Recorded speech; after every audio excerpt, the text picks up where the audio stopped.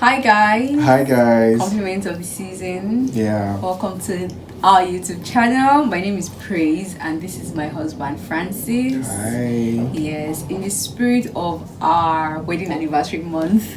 So December is holiday, end of the year, Christmas, but it also marks our wedding anniversary, and this in the spirit of this season we have been putting out some videos, and today we are going to be doing a Q&A. Exactly. I know I made a lot of noise about this Q&A. I asked people to send in. Excited about it. I asked people to send in their questions, and we have a couple of questions that we'll be going through. They're quite a number. I have grouped them according to class. A number of people asked the same questions, so instead of going through all of them one after the other, I've grouped them. They are quite long, but we really intend to do justice to them, so let's quickly go and see how far we can go. Yeah. If you are interested, then keep watching. The very first question on our list says, how do you guys plan your finances? Is there a joint account where you both put something for general use monthly while you spend the rest as individuals, or freestyle mode? The next is like it as well. What's the system you and Francis have adopted that works best in terms of managing income, savings, and investment? Okay, so when it comes to our finances, actually, right? So we don't have a joint account, right? What we do have is a budgeting system. So we have a budget for every month. So we know that this month we're spending this amount on food, we're spending this amount on this, and then we leave a little amount on recreation and all whatnot. Recreation meaning going on dates. Eating out and all of this kind of stuff. So we have a budgeting system. Now, we all assemble the money in her accounts. Because we're going to be doing a lot of the spending from her account. I'm the chief administrator. Yeah, so she's the chief administrator. So we assemble the money in her account. So that's the way it has worked. So if there's anything that comes in between, right, outside of the budget within the month, she can handle it, I can handle it. It just depends on who comes in contact with it and the size of the cost. Really. So that's typically how we have been managing our finances since we got married. Yeah, we've been very flexible. We're also very transparent. For savings and investments, we have our own individual savings, we have our own individual investments. In the past, we've had joint investments. Going forward is also something that we are looking at doing, but since we got married, we mostly had individual investments. So we have our own different portfolios. I know everything that is in his portfolio. He knows everything in mine. So we are very transparent on that ground, but we do not have a joint account. So what we just do is that we have access to each other's finances. And we have our cards. So I have his card pin, he has my card pin. If he needs to go out and my card is the one available, he takes it. If I need to go out and his card, of course, I don't just go into his account like that. No, we have free access into everything, but we also respect each other's whatever. So that's that for finances. Another person says, what will you say is a safe place financially for the guy to fix wedding dates and consider taking responsibility for another person's daughter? How did you guys navigate this? I'm sure it was something you talked about. First and foremost, it's not the guy that fixes dates. Actually, I was the one who chose wedding dates. If you ask me, but I understand where you're coming from. I think the guy has to be ready financially before a wedding can happen. So I think both parties have to be financially ready for a wedding to happen. So but coming from a guy's perspective, you will know when it is time. And when it is time, do not unnecessarily delay it. And before it is time, do not allow anyone pressure you into it, because you're making a decision of a lifetime. So when I think is a safe time for you to be able to fix a wedding date is when you know that you are financially stable, right? Everybody has their own their financial goals. I want to make this amount of money. I want to have this amount of money before I do this, before I do that. So find out what works for you. And once you're comfortable, I would say that once you have a steady income and you've had a significant level of savings, right? Then if you feel like it's time for you to settle this part of your life or to do this part of your life, then why not go ahead, right? So that would be my position. So nobody should necessarily, there's no pressure, there's no comparison time, there's no comparison. It's just, you will know when it is time. And how do you know? You feel peace about the whole decision. You will feel peace, yet you will feel some level of uncertainty, because you're going into another level of your life. Okay, what will happen? That level of uncertainty is is always there. By the time you go past, like, so why was I worried all the same? But you will feel peace that, you know what, some basic nitty-gritties, you can take care of them. Right? You're not getting married and then you're going back to your parents, asking them for money, begging people and all of that. So no. If you know that, you've not sorted that part of your life, just chill. Just chill. Financial stability is also very relative. I've heard people who say that they have to build houses in Lagos first before they get married. They have to have a fleet of cars. They have to have millions and billions in their accounts before they get married. Whereas for a number of people, so I'll use us for example, we knew what we wanted. I mean, we've grown in this relationship. We've basically grown from students to people who didn't have jobs, to people who were broke, to people who had jobs. Our salaries increased over time. So we've grown, and we know that we are still growing. So we didn't have to wait till we own a house in Lagos before we decided to get married. No. At the point where we decided that it was okay for us to get married, he had a job, I had a job, we had steady income coming. The money that we were both making was enough to take care of both of us without having to borrow, without having to go back to our parents crying. We had a roof over our heads, we have a comfortable house for the both of us, and we are able to take care of ourselves generally. We are living pretty okay. So at that point we knew that yes, we can get married. So it depends on you. You need to find out, and it depends on you and the person you are going out with. Exactly. Yes, both of you need to come together and decide what works for us. What do we really need? These are some of the things that will guide your decision as to when it is time to settle down. I hope this answers your question. Yep. It will answer your question. So the next question says, how do you guys handle each other's familial obligations?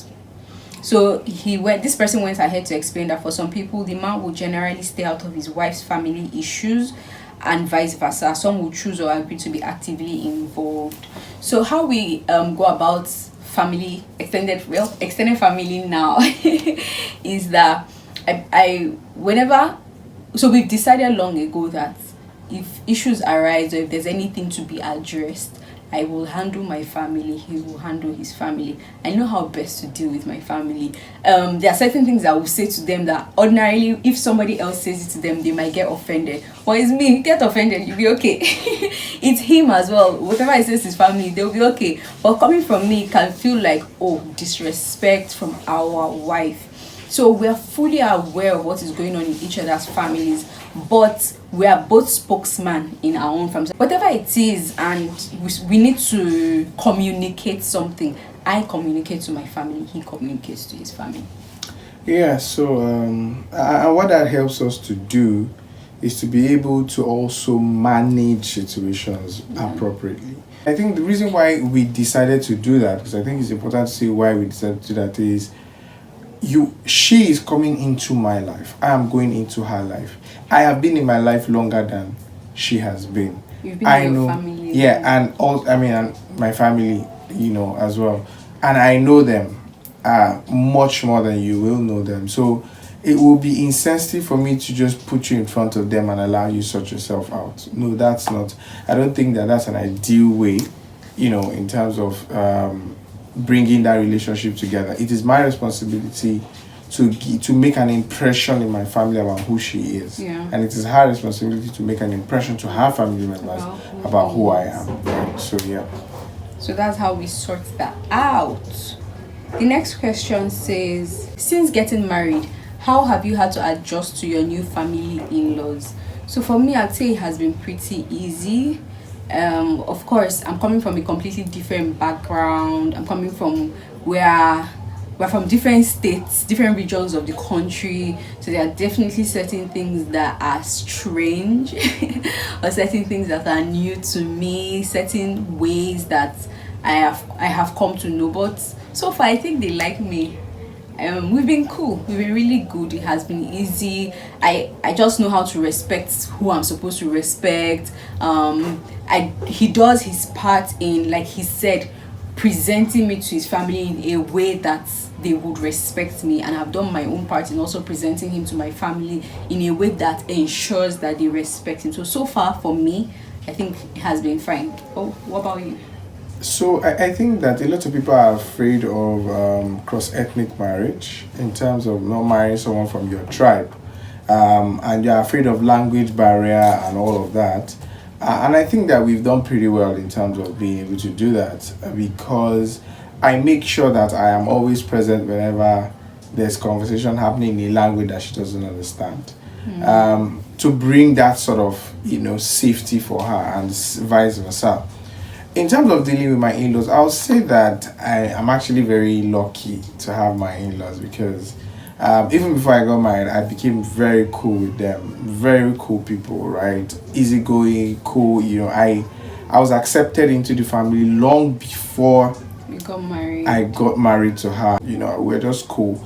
I would come home, and that was also for guys, right? I think that's one of the hacks that you should learn. Visit home as often as you can. Make yourself familiar, so that when you come to state your intentions, You're not a stranger. You're not a stranger. It truly helps, right? It really helps. So we're friends, and I got a lot of acceptance even till today. Very cool and amazing people. So I don't think I've not had any sort of challenge whatsoever. And we pray not to. And we pray that even if anything happens, God will give us wisdom. We'll be fine. So have you guys had a fight where either of your parents had to get involved? No. Nope. Absolutely not. No. We've never. So even in the course of our friendship and our relationship, we've ever only had one person come and intervene. And that was because I was in a bad. That was not even a serious issue. I was just in a very bad place. It was for a very trivial issue. And so I just called someone that we both know. So it wasn't. I didn't call a stranger. I didn't call somebody that we had not had conversations with. I called somebody that at that time we were accountable to. But since that time, we've never really had a cause to get third-party intervention. Least of all our parents. Has never even. When I saw this question, I was like, what will happen that would no, has never gotten to that point, and we pray never gets to that point. So no. How do you resolve disputes in marriage? Do you want to go first? Simple formula, guys. We talk and we talk and we talk. So our conflict resolution strategy evolved from us agreeing that for every time we quarrel, we must resolve it that day, right? But as we grow, we realize that there are some times when you allow things to pass. You allow, there are times you sleep over stuff, right? You sleep over or sleep on things. Yeah, sleep on things, right? But one cardinal rule is we do not withhold love, even when you are angry. Yeah. It's difficult, but so for example, if I'm angry with my wife now, if she's done something to annoy me, and maybe she's cooking or she's doing something, and then she asks me to, oh, can you help me get that thing? I will not say because I'm not happy with you and I will not get that stuff. I will get it and I will still be giving you that smile on my face. Even when he's going to work, he say, I'm going. Even when I'm going to work, I still say, I love you too. So we do not withhold love. Yeah. Right? So another thing that has helped us in terms of conflict resolution is the fundamental mutual respect that we have for each other. Yeah. So we know that no matter what, we do not swear at each other. Never. We do not use certain words at each other. We do not raise our voices at each other. So these are fundamental baselines that we started with as friends. So it has helped us in terms of how we resolve conflict. So when there's a conflict, what we do is we now allow time to pass sometimes. When necessary. At other times, And when I say allow time to pass, I'm talking maybe 24 hours or maximum 48 hours. Because sometimes we need to process. I don't like talking when I'm very angry. Exactly. Because I mean, it's not going to be very nice. So it's better to really, really think. Sometimes, and sometimes when I have the time to think, I'm wondering, okay, this thing I'm even angry about, let's be honest with ourselves. Is it really worth getting angry about? Is it really his fault? Sometimes I'm like, yes, it's his fault. I'm going to deal with it. But we end up having conversations. Francis is the one who annoys me the most in this marriage. Well, yes. I don't know if I can say for the same, but I mean, we're in the same marriage. But do I ever? Francis, I'm an angel. Anyways, I hardly annoy you this morning. Anyways, guys. Because you're always happy. Anyways, guys. But what I'm the only one that has the capacity to annoy you in this marriage, because it's just two of us that are in this marriage. Whatever. So you're the only one that has the capacity to annoy me in this marriage, because it's just two of us. Is there any dog in this marriage? No. We don't have a pet. So we talk about things. Talk. We allow time to pass so that we can process things. We also mind our language. Apart from not using swear words and not raising our voices, we've also learned to address the issue and not attack the person. It took, again, we grew in our relationship. We did not just meet today and get married today. So we're not just learning each other. We've been in this relationship for a while. So it means we have evolved. There are certain things that worked for us in the past that will not work for us now. Like Francis was saying earlier today, the person he is right now is not the Francis I met. The praise I am right now is not the praise he met. So we have evolved. We talk about things. We do not withhold love. We try not to withhold love, because I'm still learning in that aspect. If I say I'm going to do something for him or to him, even when he annoys me, the temptation for me is high to abandon that thing, because of course I'm angry with you. But we have a principle not to withhold love even when we are angry with each other. So for example, if I'm angry with him, as opposed to saying, Bim, you never ever, whenever I tell you to do this, you never, it's not true. So instead of attacking him and saying you never do this, you don't do what you're supposed to do, is annoying. No, I attack the issue. You were supposed to do this, you did not do this, why did you not do this? So as opposed to attacking the person, we have learned to attack the issue. So those are some of the things that we do to resolve issues. And we talk a lot. We don't sweep things under the carpet. No. You see that thing of that there are certain things that you do, that just let it go. There's no point. But we do not let things pile up. No. Sometimes it's even ridiculous. Sometimes it's like it's a ridiculous thing that is annoying you, but we express ourselves. We allow ourselves to talk. We apologize. Yes, I forgot to mention that one. We apologize a lot. So sometimes, for example, if I annoy him, I'd apologize to him. But there are times that he takes it more than he's supposed to. He comes back and apologizes. We apologize to each other a lot. We don't allow ego. Is it ego? Ego. What am I saying? Everything. Ego. We don't allow ego to get in the way. Of course, we have our moments where I'm like, I'm going to teach you a lesson. But now it passes really quickly. So that's how we handle conflict resolution. Exactly, and more importantly, there are times when we just let go. So we're more interested in what is right than who is right. Yes. Really. It's not easy. It's not easy, but we've spent a significant part of our relationship building ourselves up to that point. And why I say that is because there are some times when, my wife will get me angry. And I'm right. Believe me, and I am right. I know that I'm right. But I will go and make peace. And then she realizes that she's wrong, and then she apologizes, right? So that's what I mean by what is right versus who is right. Yeah. What is right is that there is peace in the home. Who is right is that I am right, so she has to come to me.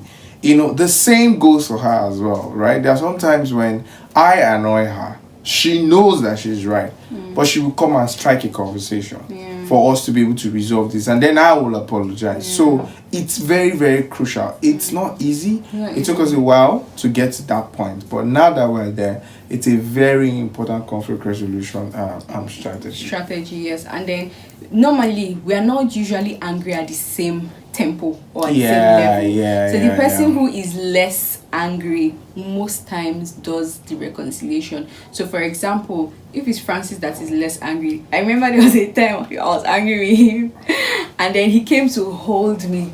I was like, why are you holding me? And he stated something that I first heard from Tony Robbins.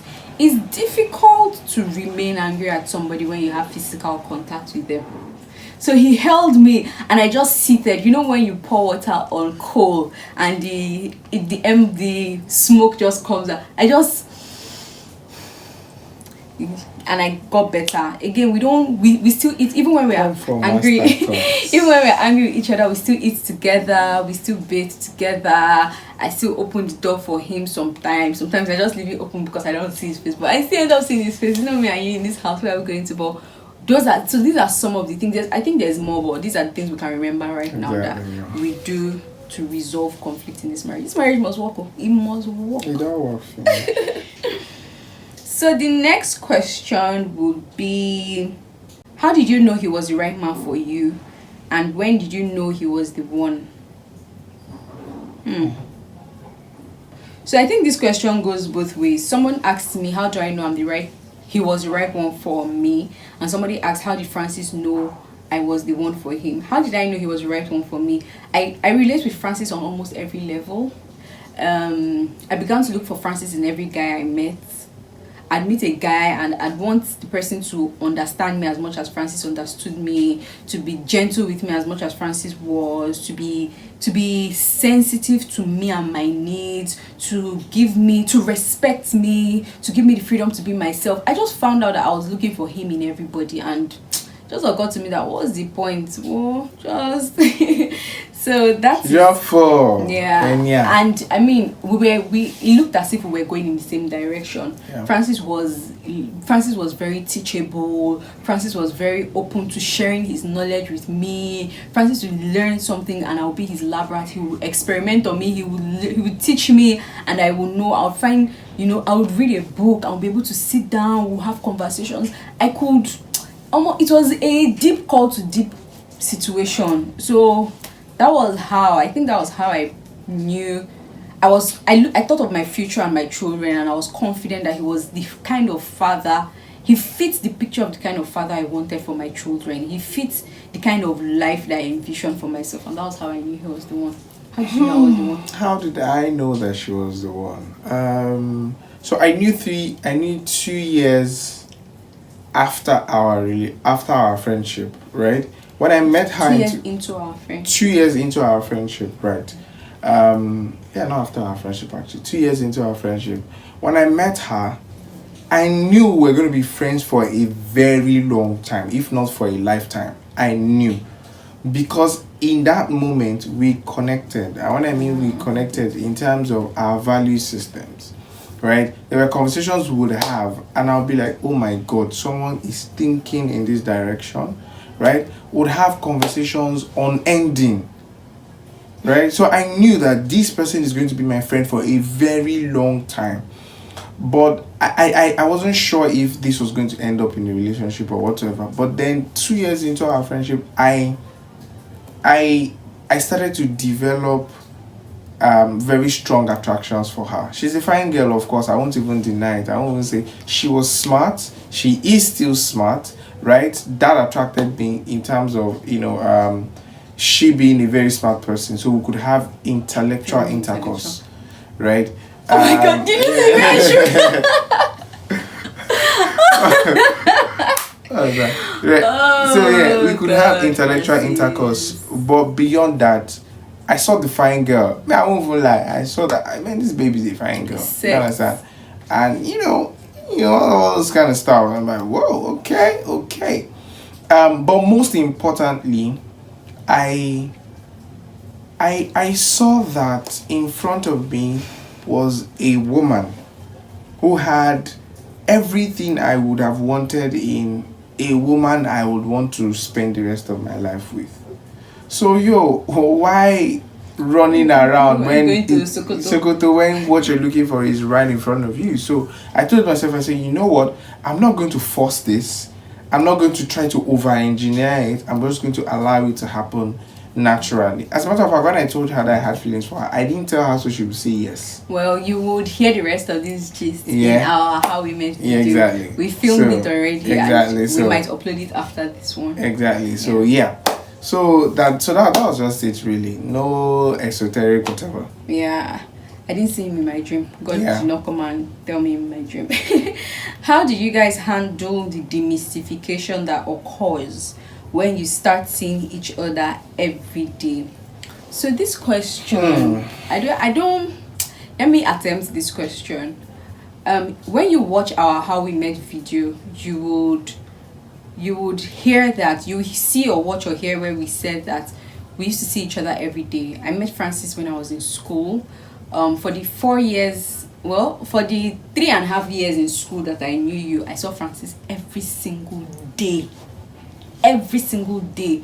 During 6 months strike, I spoke to Francis every single day. After he left university, we spoke every single day. So I have known, like, even when we started dating, when I came back home from school, when Francis is coming to my house, I'm super excited. You can tell that somebody is coming to see me. Even after he got his own place, when I'm coming to see him, he's super excited. Like, when I tell Francis I'm coming, sometimes sometimes when I don't even plan to go and see him, I tell him, and he's like, won't you come? I'm like, okay. Like, he's really excited. I'm very excited. And now we are living in the same house. We've been living in the same house for over a year now. And I can tell you, like, I'm not trying to form or anything, but this is just the plain truth.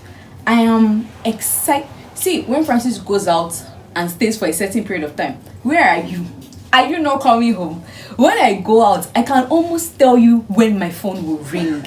And Francis will come like, babe, are you not coming home? Where are you?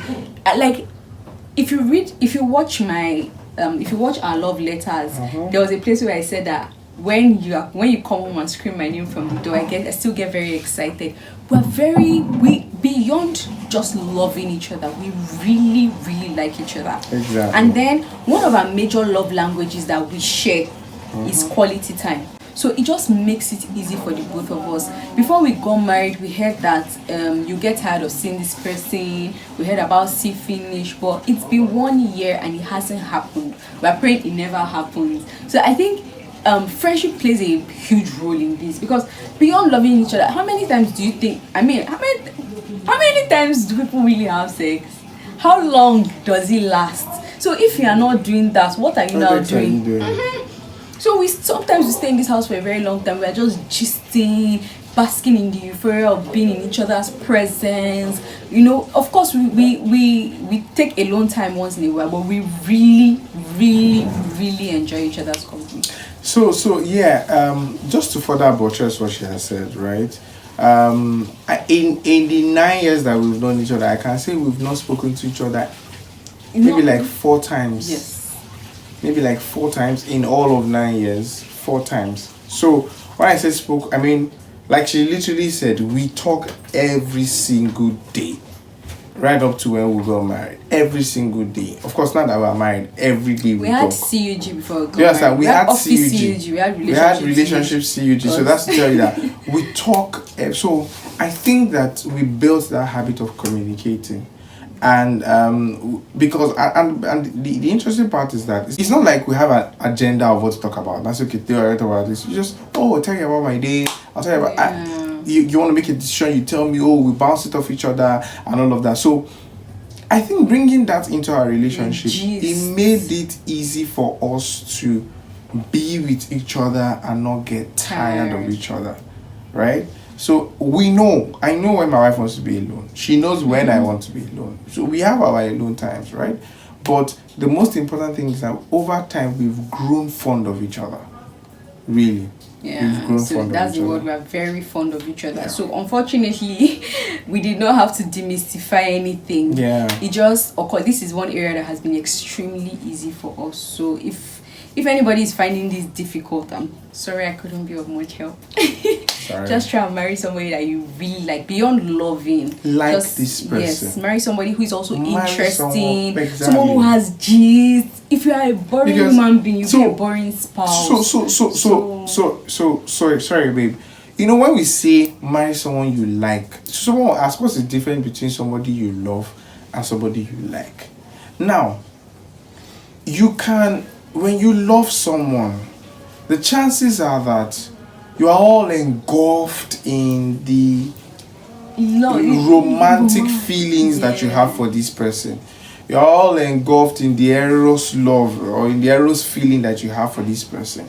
Now, when you are not head over heels about this person, do you simply like to just have casual conversations with this person? Do you like to just tap this person's head? Aside from, do you like to play? Do you like when you look at this maturity person? in your relationship? Yes, are you forming maturity in your relationship? Like, you know, I don't know, maybe works for that, daddy wa, mommy wa. No. Don't touch my head. Yeah, don't touch my head. My butt. Don't tap my butt, all these things. When I don't tap my wife's butt, she feels like something is wrong. Something must be wrong. What have I done? Did I offend you?